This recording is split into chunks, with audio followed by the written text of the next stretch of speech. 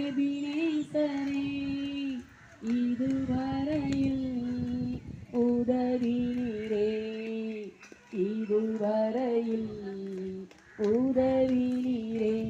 உம்மை முழு உள்ளத்தோடு ஆராதிப்பேன், முழு பலத்தோடு அன்பு கூறுவேன். ஆராதனை ஆராதனை. நீர் வெளிப்படுத்தின அந்த வார்த்தைகளை உம்முடைய மக்களுக்கு நாங்கள் சொல்லியிருக்கிறோம். ஆண்டவரே, நீர் அவர்களுடைய மனக்கண்களை திறந்து இந்த வார்த்தைகளுடைய ஆண்டவரே உண்மை தன்மையை அவர்கள் உணர்ந்து கொண்டு உமக்கு தங்களை ஒப்படைக்கக்கூடிய மக்களாக இவர்களை நீர் மாற்ற வேண்டுமாய் நாங்கள் சுதைக்கிறோம். ஆவியானவர் பொறுப்பெடுத்துக் கொள்ளுங்க, வழி நடத்துங்க.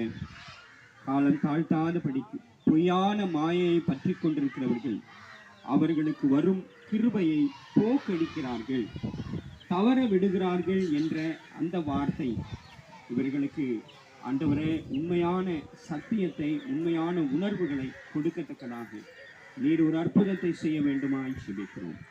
ஆவியானவர் பொறுப்பெடுத்து நடக்கும் ஆசீர்வதியும் இயேசு கிறிஸ்துவின் மூலம் ஜெபம் எடுக்கிறோம் எங்கள் ஜீவனுள்ள நல்ல பிதாவே, ஆமென். என் ஆத்துமாவையே கர்த்தரை ஸ்தோத்திரி, என் முழு உள்ளமே அவருடைய பரிசுத்த நாமத்தை ஸ்தோத்திரி. என் ஆத்துமாவையே கர்த்தரை ஸ்தோத்திரி, கர்த்தர் செய்த சகல உபகாரங்களை மறவாதே.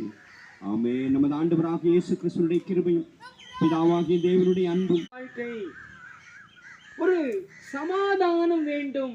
ஆண்டவர் சொல்றார், நான் அன்னைக்கு உங்ககிட்ட வாசிச்சேன், இங்கதான் அந்த வசனத்தை வாசிச்சேன். என்ன வசனம்? ஆண்டவர் சொல்றாரு, நீ என்னுடைய கட்டளைகளுக்கு கீழ்ப்படிந்தால் உனக்கு நீண்ட ஆயுள், இல்லையா, சமாதானத்தை தருவேன், இல்லையா, தருவேன். எதுக்கு தருவேன்? எப்ப தருவேன்?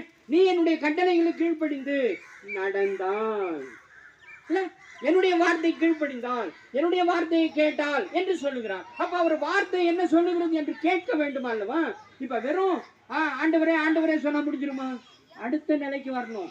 முதல்ல அப்படிதான் ஆரம்பிப்பேன். நான் உங்களுக்கு ஜெபம் சொல்லி கொடுத்தேன், சின்னது சொல்லி கொடுத்தேன், அதுவே கிடையாது, நிறைய இருக்கு. இப்போ பைபிள் பெரிய பைபிள் இருக்கா? இது நியூ டெஸ்டிமெண்ட் மட்டும்தான், இது பெரிய பைபிள், அது மட்டும் சத்தியம் இருக்கு. அப்ப அது மட்டும், அதுல முழுக்கம் என்ன இருக்கு?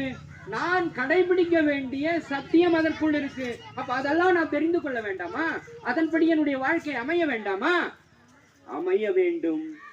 அப்போ இதெல்லாம் எப்ப செய்ய போறோம்? நாம என்ன சொல்லுவோம்? எனக்கு படிக்க தெரியாது, நான் என்ன பண்றது? அவ்வளவுதான், முடிஞ்சிச்சு.